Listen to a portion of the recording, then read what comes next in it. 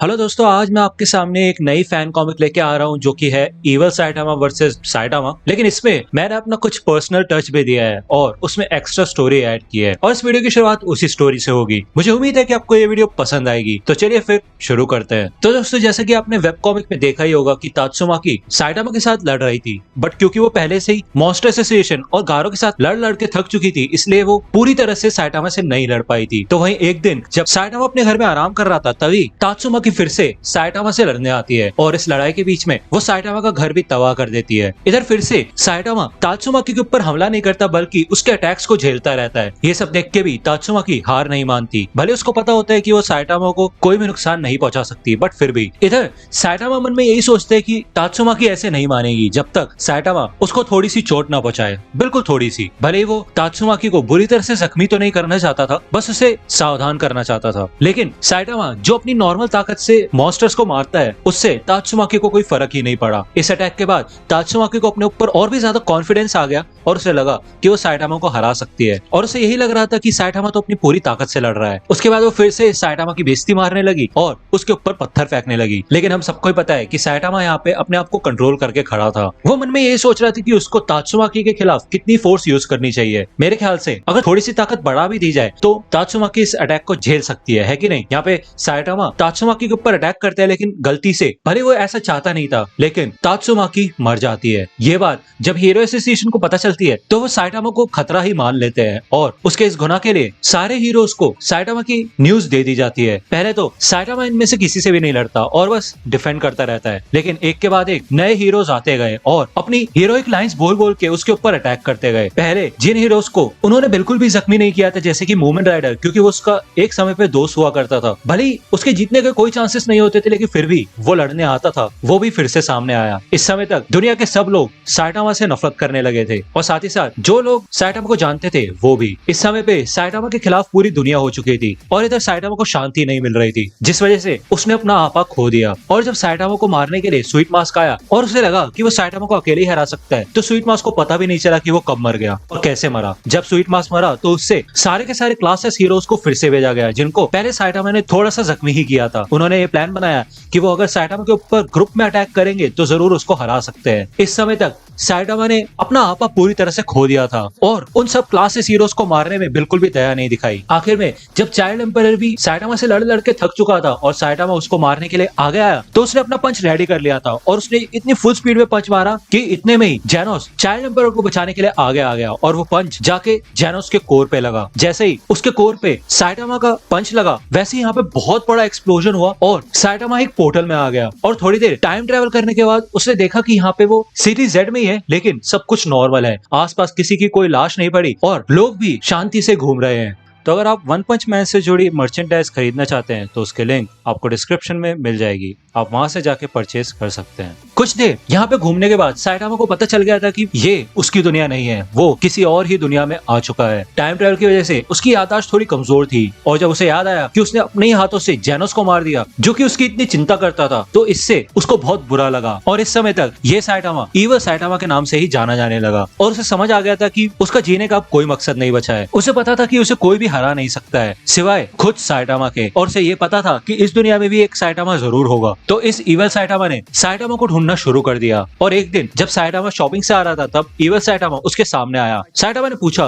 कि तुम हो कौन और आए कहां से हो। तो इवल साइटामा ने बिना कुछ कहे साइटामा के ऊपर हमला कर दिया और उसे एक ही पंच में बहुत दूर फेंका। यहाँ पे साइटामा जमीन पे पड़ा होता है और वो इवल साइटामा को देख के समझ जाता है कि ये हद से ज्यादा ताकतवर है, ऐसा कैसे हो सकता है। इधर हमें साइटामा के घर का सीन दिखाया जाता है और यहाँ पे जेनोस नॉर्मल घर के काम कर रहा होता है, बर्तन धो रहा होता है, तभी उसको एक कॉल रिसीव होता है जो कि हीरो एसोसिएशन से होता है। जेनोस कहता है अच्छा ऐसा है क्या, ठीक है मैं समझ गया, मैं अभी वहां आता हूँ। इधर जेनोस रेडी हो जाता है और यहाँ से निकल जाता है। वही दूसरी ओर हमें इवल साइटामा का सीन दिखाया जाता है जो कि कहता है कितना बेकार है, मुझे तो लग रहा था कि हम दोनों के पास सेम ही ताकत है ना, तो शायद तुम इतने ज्यादा ताकतवर नहीं हो या फिर तुम पूरी तरह से लड़ नहीं रहे हो। तो साइटामा कहता है चुप हो जाओ, तुम हो कौन और आए कहां से। तो इवल साइटामा कहते हैं मैं कौन हूँ, मैं साइटामा हूँ, समझे। तो साइटामा कहते हैं भाड़ में जाओ, ये क्या बकवास कर रहे हो तुम। और और तुम्हें क्या लगता है तुम मुझे हरा सकते हो क्योंकि तुम भी साइटामा हो? तो ईवा साइटामा कहता है कि वो तो अच्छा ही होगा, मैं वैसे भी इधर मरने ही आया हूँ, मुझे माफ करना, लेकिन मेरे काम करोगे, अपनी पूरी ताकत से मुझसे लड़ो। दूसरी ओर यहाँ पे हमें जेनोस का सीन दिखाया जाता है और वो मन में कहता है कि जो इन्फॉर्मेशन मुझे हीरो एसोसिएशन से मिली है उससे मुझे यही पता चला है कि मास्टर अपने आप से ही लड़ रहे हैं।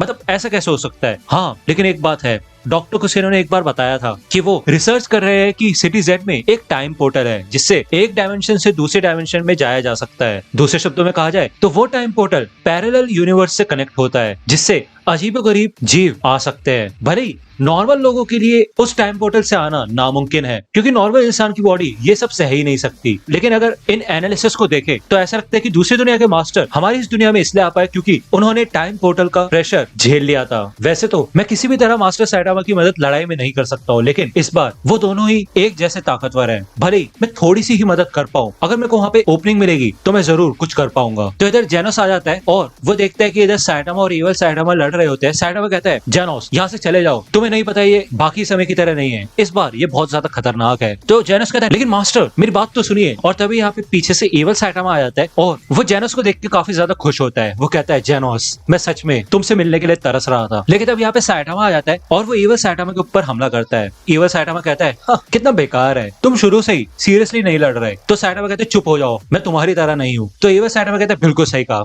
तुम मेरी तरह हो भी नहीं सकते। इधर ईवल साइटामा के मुंह पे अटैक करता है और भाई साइटामा जमीन में गिर जाता है। ईवल साइटामा के सर पे अपना पैर रख लेता है और कहता है जेनोस याद है ना तुम कहा करते थे कि तुम्हारा मास्टर बहुत ज्यादा ताकतवर होना चाहिए, तो तुम तो देख ही पा रहे हो कि साइटामा से ज्यादा ताकतवर मैं हूँ, तो मुझे अपना मास्टर बना लो। तो जेनोस यहाँ पे अटैक के लिए तैयार हो जाता है और वो कहता है ये क्या बकवास कर रहे हो तुम, अपने पैर हटा लो, ये मेरी आखिरी वार्निंग है, मेरे एक ही मास्टर है। तो ईवल साइटामा कहता है अच्छा ऐसा है क्या। लेकिन तभी यहाँ पे जेनोस अपने पंच से यहाँ पे पूरी की पूरी जमीन तोड़ देता है जिससे कि ईवल साइटामा थोड़ा साइड में लड़खड़ाता है और इधर साइटामा अपना एक सीरियस पंच ईवल साइटामा के ऊपर मारता है, लेकिन ईवल साइटामा उसके पंच से बच जाता है और कहता है अब तो तुम गए बेटा, अब तुम नहीं बच सकते।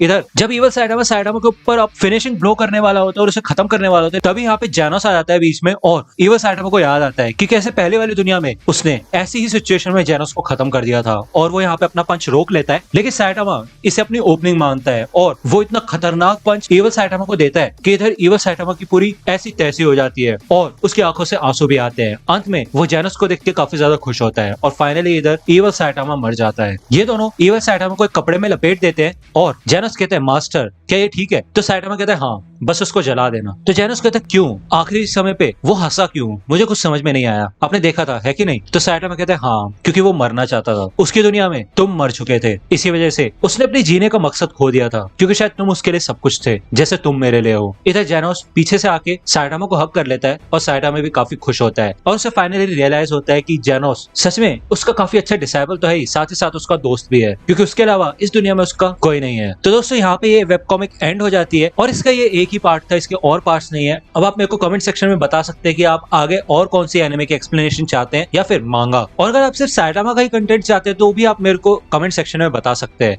तो दोस्तों आज की वीडियो के लिए सिर्फ इतना ही। आई होप कि आपको ये वीडियो पसंद आई होगी। अगर आपको ये वीडियो पसंद आई हो तो प्लीज लाइक कीजिए, अपने दोस्तों के साथ शेयर कीजिए और मेरे चैनल को सब्सक्राइब करना मत भूलेगा। और अगर आप मुझे कांटेक्ट करना चाहते हैं तो आप मुझे इंस्टाग्राम पे कांटेक्ट कर सकते हैं, मेरे पेज की लिंक आपको डिस्क्रिप्शन में मिल जाएगी। मिलता हूँ आपसे अगले वीडियो में, तब तक के लिए गुड बाय।